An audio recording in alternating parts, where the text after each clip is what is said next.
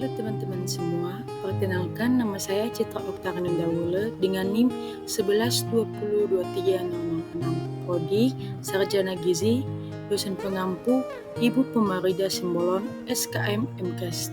Baik, di sini saya akan menjelaskan tentang variabel penelitian. Nah, di sini kita akan membahas pengertian variabel penelitian. Variabel penelitian adalah faktor yang dapat berubah dan diukur dalam suatu penelitian. Dalam gizi, variabel bisa berupa asupan makanan, status gizi, perilaku makan, maupun faktor kesehatan. Variabel membantu peneliti memahami hubungan sebab akibat antara pola makan dengan kesehatan.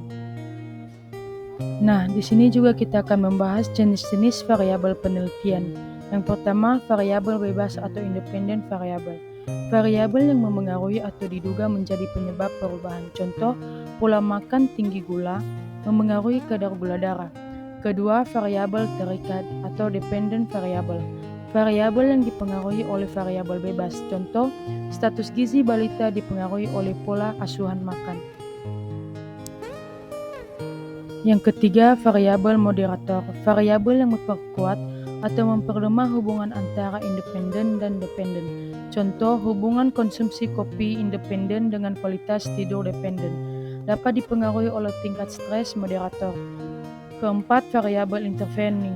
Variabel perantara yang menjelaskan proses hubungan. Contoh, pendidikan gizi independen, meningkatkan pengetahuan gizi intervening, berpengaruh pada pola makan sehat dependen. Selanjutnya yang kelima, variabel kontrol. Faktor yang dikendalikan agar tidak memengaruhi hasil, contoh usia, jenis kelamin, aktivitas fisik, atau kondisi kesehatan responden. Keenam, variabel confounding atau perancu. Faktor luar yang dapat mengacaukan hubungan variabel, contoh saat meneliti hubungan konsumsi junk food dengan obesitas, faktor genetik dan aktivitas fisik bisa menjadi perancu. Berikutnya, contoh aplikasi variabel dalam penelitian gizi. Misalnya judul, pengaruh edukasi gizi terhadap pengetahuan dan pola makan mahasiswa gizi.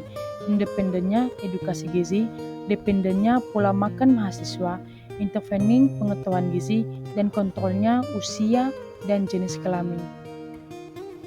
Selanjutnya kita akan membahas pentingnya memahami variabel dalam penelitian gizi. Yang pertama, memudahkan peneliti menyusun kerangka konsep.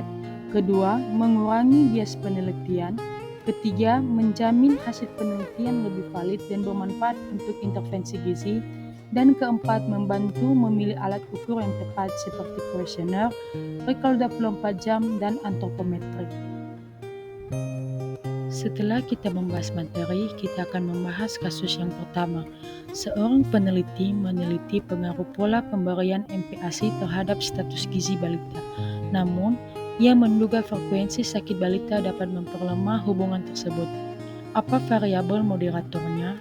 A. Pemberian MPASI, B. Status gizi balita, C. Frekuensi sakit, D. Usia balita, dan E. Pengetahuan ibu. Jawabannya C. Frekuensi sakit. Alasan, sakit sering dapat memperlemah hubungan antara pemberian MPASI dan status gizi. Selanjutnya, kasus kedua. Penelitian dilakukan untuk mengetahui pengaruh diet rendah lemak terhadap kadar kolesterol darah. Apa variabel dependennya? A. Diet rendah lemak, B. Kolesterol darah, C. Pengetahuan diet, D. Jenis kelamin, dan E. Aktivitas olahraga. Jawabannya B. Kolesterol darah. Alasan, kolesterol darah adalah variabel terikat yang dipengaruhi oleh diet rendah lemak.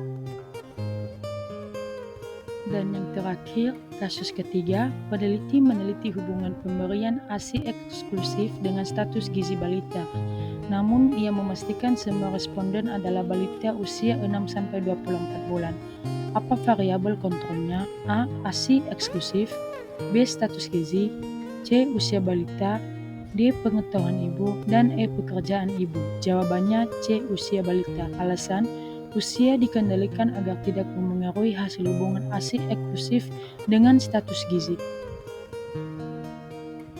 Baik teman-teman semua, sekian dari hasil video saya. Terima kasih.